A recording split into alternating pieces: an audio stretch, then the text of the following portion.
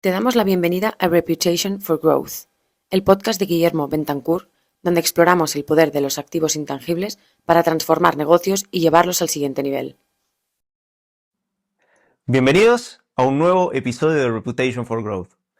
Hoy les traigo una reflexión muy interesante sobre el equilibrio entre performance y reputación dentro de las organizaciones. Vamos a reflexionar sobre cómo los resultados son muy importantes y el cómo también es importante. Ahí es donde nos vamos a mover para poder entender cómo lograr equipos más sólidos y cumplir los objetivos empresariales. Hoy vengo principalmente inspirado por los conceptos de Luis Huete sobre las vitaminas organizacionales.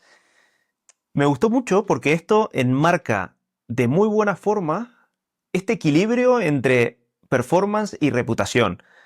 Bajándolo un poco más a tierra, es lograr el equilibrio entre el objetivo empresarial, el poder lograr el número que nos planteamos desde el primer momento, y también poner en igual lugar, en igual importancia, el cómo lo logramos. Cuando empiezo a ver esto, quizás muchos nos estemos preguntando qué tiene que ver la reputación en todo esto. Al final la reputación tiene que ver en todo este esquema. ¿Por qué?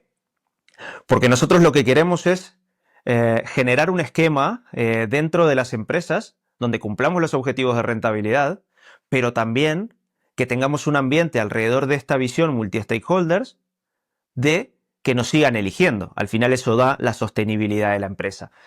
En nuestro mapa de stakeholders tenemos desde, o queremos tener, desde clientes felices, inversores contentos, empleados que nos elijan y obviamente ganar dinero. También me gusta integrar a este mapa de stakeholders los propios intereses o las propias formas de llevar adelante como dueños de empresas o como personas que dirigen empresas, como un stakeholder más dentro de ese esquema. ¿Por qué? Porque a nosotros nos interesa cumplir el objetivo y también poder cuidar todos esos aspectos que van a hacer que podamos seguir creciendo a largo plazo a pesar de las coyunturas externas. Entonces, este planteamiento que nos traía Luis Huete en su concepto de vitaminas organizacionales, yo creo que da una visión muy pragmática, una visión muy clara y también muy esquematizada sobre las variables organizacionales donde existen unas que son puramente de performance y otras que son de el cómo logramos ese performance. A mí me gusta mucho cómo esto lo baja a tierra a partir de 4 vitaminas organizacionales que él define, ¿no? Él la define más a nivel de equipo, a nivel de características de persona. A mí me gustó llevarlo más para el lado de la reputación, ¿no? Entonces, él habla de la roja, la azul, la amarilla y la verde. A mí me gusta dividirla en dos grandes segmentos, ¿no? Esas 4. La roja, totalmente orientada a logro y resultados, es decir, a performance puro. Y luego está la azul, que es más a nivel de gestión, el orden, la eficiencia, cómo logramos ese esquema. Y por otro lado, en el grupo de las de reputación, tenemos la amarilla y la verde. La amarilla es un poco esa motivación, esa energía, esa creatividad que termina generando esa expectativa constante, ese interés constante, tanto del stakeholder interno como del stakeholder externo. Y por otro, el verde. El verde habla directamente de valores, de cohesión, de propósito. A mí me gusta mucho eso porque al final va a ser una suerte de brújula que va a llevar el performance sobre el camino de aquello por lo que creemos y hacia dónde vamos. Entonces, para ir desgranando un poco estas vitaminas, ¿no? La primera, yendo al terreno del performance, la vitamina roja, a mí me gusta siempre hablar de que es, de cierto modo, lo que actuamos y cómo nos ven, es decir, esa credibilidad externa. Un buen performance siempre se traduce en resultados tangibles, o la mayoría de las veces. Al final, ver líderes que ejerzan acciones claras y puedan llevar ese timón del barco genera mucha confianza y esa credibilidad externa, ¿no? Entonces, da credibilidad en los accionistas, da credibilidad en los clientes, en los medios, pero ojo, la visión macro puede parecer ganadora cuando vemos estos accionables, pero luego entran en detalle estos distintos stakeholders y cuando empezamos a desgranar, la foto ganadora puede empezar a tener claroscuros. Esos claroscuros pueden ser, bueno, a los medios que generalmente entran en ese detalle. ¿Les ha gustado cómo lo hacemos? ¿Les ha gustado cómo esto impacta en la sociedad? ¿La opinión pública? ¿Qué efecto va a tener? Y entonces ahí, si esa fórmula no la cuidamos, es posible que puedan aparecer o ciertos cuestionamientos sobre la ética o la sostenibilidad, y este lado de reputación puede ser un buen paraguas, puede ser un buen amortiguador de, de esa fórmula ganadora por haber accionado, ¿no? Entonces, acá ya empezamos a ver ciertas formas muy claras de desequilibrio entre performance y reputación. Esos equilibrios que hacen que la acción tenga también un rigor del cómo, un rigor ético, ¿no? Entonces ahí pasamos al segundo vitamina de este lado de performance, la vitamina azul, la confianza en la gestión. Es decir, ¿cómo lo estoy haciendo? ¿Cómo determino mis procesos? Me hago ciertas preguntas a la hora de generarlos. Entonces, la eficiencia y el control interno también permiten ese profesionalismo y minimizan los riesgos económicos y minimizan los riesgos que podamos tener a nivel macro y a nivel de números de la empresa, de resultados, ¿no? Pero acá entramos también en un eje donde empezamos a ver también ese equilibrio a través de el gobierno corporativo. Al final, el gobierno corporativo es una de las bases más sólidas de la reputación. ¿Qué hay que tener acá en cuenta? Que el gobierno corporativo está compuesto por todos los niveles. Y ese es el donde empezamos a ver esos KPI de negocio, cómo lo llevamos a la práctica.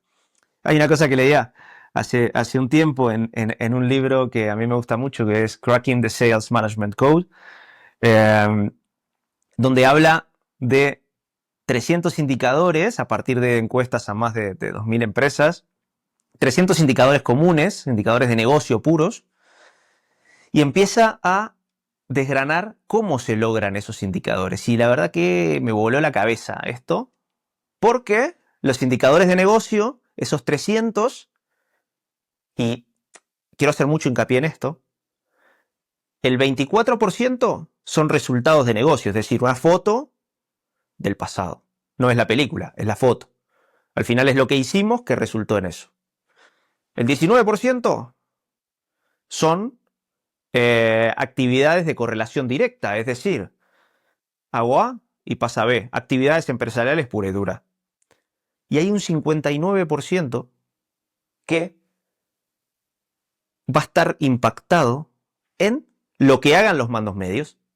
Pero además de que está impactado por los mandos medios, tiene un componente intangible muy grande, que es la influencia y la persuasión de esos mandos medios para activar procesos, para cuidar la cultura, para detectar las problemáticas, para poder reencaminar algunos esquemas, para mirar cómo la coyuntura externa impacta en la interna y poder empezar a plantear soluciones. Entonces, ¿qué es lo que pasa con estos 59% de indicadores? Que la correlación directa no es tan directa como en el 17% de las actividades empresariales. Es decir, el rol y el desafío del manager es poder lograr que la correlación se acerque a la 100, a lo más próximo a 100 posible, a través de factores intangibles como es la influencia y la persuasión. Entonces, acá ya pasamos de los indicadores de performance a las vitaminas de performance, que son la roja y la azul, que hablamos de logros y resultados y de eficiencia y gestión, para pasar a las otras, que son las de reputación, la amarilla y la verde, ¿no? Entonces, cuando empezamos a entrar en estas, encontramos también algunos mecanismos muy interesantes, como la marca empleadora, como la adaptabilidad. A mí me gusta mucho porque, a ver, hablábamos de cómo motivar, de la energía, hablábamos al principio, de cómo hacer que nos elijan todos los días.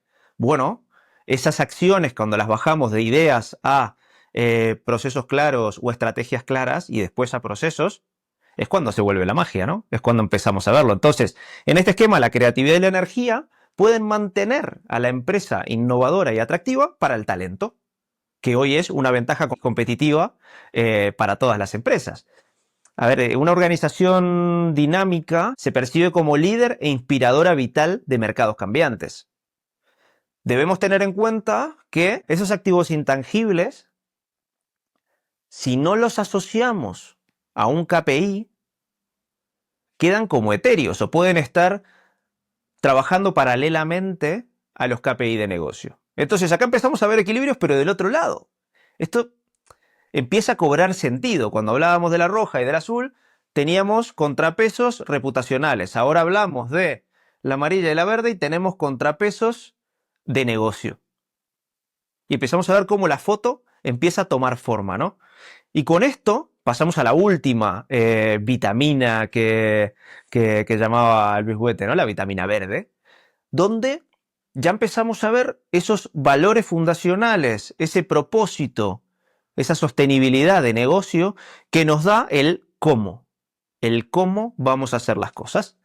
Entonces, hay un concepto que a mí me gusta mucho, que se lo escuché varias veces a Ángela Llosa, que es la licencia social para operar. Al final, la reputación, como hablamos siempre, no nos pertenece y son terceros los que nos dan esa reputación a partir de juicios de valor sobre lo que nosotros comunicamos o por cómo nos reconocen, ¿no? Ese binomio de la realidad y el reconocimiento. Pero cuando lo trabajamos, y cuando lo trabajamos desde los intangibles, pero con la estrategia y los objetivos de negocio bien claros y generamos un tándem ahí, vamos a generar cohesión, vamos a generar que los objetivos estén en base a valores, vamos a trabajar el cómo de una forma muy fuerte. Entonces, estos cuatro, y como reflexión de estas cuatro vitaminas, trabajan como un sistema. Lo que hago en una va a impactar en la otra, o tengo que generar contrapesos de lo que hago en una y hacerme unas preguntas éticas que son necesarias para poder llevar adelante una empresa que tenga resultados hoy, pero también pueda tener resultados mañana y que también pueda tener un amortiguador muy grande a nivel reputacional para que cuando hagamos el benchmark de todas las empresas en contextos más adversos o menos adversos, veamos cómo nuestros números siguen teniendo esa ventaja competitiva. Entonces, volvemos acá al concepto inicial. El concepto inicial es el equilibrio entre performance y reputación como clave de negocio. Y ese equilibrio es el gran aprendizaje de esta reflexión, es la oportunidad que tienen las empresas para generar mecanismos de alineamiento del desvío, que los desvíos se dan muchas veces productos del día a día, de esa velocidad con la que operamos, y entonces a veces tenemos que frenar y ver cómo lo estamos haciendo. Entonces esos contrapesos nos van a proteger de desvíos. También, dicho de otro modo, quizás un poco más doloroso, nos van a proteger de los peligros de potenciar solo las vitaminas de performance o el peligro de potenciar solo las vitaminas de reputación sin ninguna hoja de ruta bien trazada. Para poder bajar en esto, yo creo que otro de los aprendizajes, y yendo más a mi campo como experto de reputación, es el aprendizaje sobre las vitaminas amarilla y verde, ¿no? Que hay que obligarlas a que estén orientadas a KPIs de negocio. Si no los ponemos sobre KPI de negocios, básicamente estamos haciendo, como me gusta siempre decir, poesía, ¿no? Al final lo que tenemos que lograr es ese tándem de ese sistema compacto que está compuesto por las 4 vitaminas, pero también en 2 grupos que van a funcionar como pesos y contrapesos de performance y de reputación. Entonces, yo creo que el gran desafío, la gran reflexión que tenemos en esto es navegar manteniendo ese equilibrio, ¿no? Manteniendo el equilibrio entre performance y reputación, que en definitiva es reflexionar en cada decisión que tomamos a nivel de idea, a nivel de estrategia, a nivel de procesos y a nivel de acción, el cómo lo vamos a hacer. Tiene que ser esa guía. Al final yo quiero llegar a este objetivo económico y me tengo que preguntar, ¿cómo lo voy a lograr? Después vamos a hablar más adelante sobre esos tips o de cierta forma el esquema mental que a mí me ayuda mucho para poder operar día a día con mi equipo comercial o también poder reflexionar con otros directivos sobre este tema. Entonces, ahí el siguiente tema que quiero abordar y yo creo que tiene mucho que ver con esto que hablamos es el directivo como arquitecto de la reputación. Está bien, el directivo tiene que tener también una arquitectura orientada a objetivos y orientada a resultados. Y a mí me parece muy importante. Para mí las empresas lo primero que tienen que ser es rentables. Pero volvemos a lo mismo, el cómo. Y entonces ahí, gestionar la reputación deja de ser solo comunicar, sino que es también tomar el pulso de la cultura, inspirar esa visión de futuro. Esos directivos van a tener que lograr ser parte o transmitirle a esos mandos medios o también ser parte de ese 59% de KPIs de negocio que se logran a partir de los activos intangibles. Entonces, equilibrar la disciplina con la creatividad y sobre todo fomentar valores vividos y no únicamente proclamados en una hoja donde estos son nuestros valores empresa, sino también vivirlos internamente, es un rol fundamental. Más allá de trazar, queremos llegar a esto, a este EBITDA, a este número específico, a estos beneficios, ¿no? También es cómo queremos llegar, porque si no nos preocupamos de eso, es muy probable que no siempre el contexto esté a nuestro favor y tenemos que estar preparados. Y eso se prepara en el mediano plazo, no en el corto, porque si no se llama comité de crisis. Entonces, ese directivo también va a tener, además de arquitecto, un rol un poco terapéutico, ¿no? Es decir, porque va a tener que enfocar estratégicamente la gestión humana. La gestión humana para mí es uno de los grandes desafíos y responsabilidades que nos toca vivir, ¿no? Para mí, en mi caso, y esa es una reflexión que hago todos los días, es una de las más difíciles, pero una de las más gratificantes. A mí me parece fascinante poder ayudar a personas a crecer. Ese es un poco mi propósito y el que tratamos dentro de Remote Group todos los días, ¿no? El desafío de poder crecer, escalar, sin perder aquello de cuando éramos poquitos, ¿no? Y poder seguir creciendo sin perder esa base, ese propósito, esos valores. Obviamente nos equivocamos muchas veces, pero cuando veo los que están a mi alrededor y he podido contribuir, no solamente a ayudarlos a crecer a ellos, sino que ellos me puedan ayudar a crecer a mí a pesar de los roles que nos tocan, es fantástico. Entonces, cada persona, cada individuo tiene que ser parte de ese esquema y cuidar todas esas vitaminas, y es el rol del directivo, también cuidar esa parte en el día a día, en el mes a mes, a partir de esa gestión que se hace a nivel organizacional anual, con el año fiscal, con los resultados que tenemos que cumplir al 31 de diciembre, ¿no? Entonces, para bajar esto un poco a tierra, herramientas claras y que yo utilizo bastante y me he diseñado para trabajarlas dentro de los equipos en los que opero, es herramientas prácticas para metodologizar esa gestión. La primera, estrategia para los objetivos de negocio. Es decir, tenemos los objetivos de facturación, de EBITDA, de crecimiento, y siempre ahí tengo 2 o 3 preguntas que me ayudan muchísimo. ¿Puedo lograr esto con el equipo que tengo?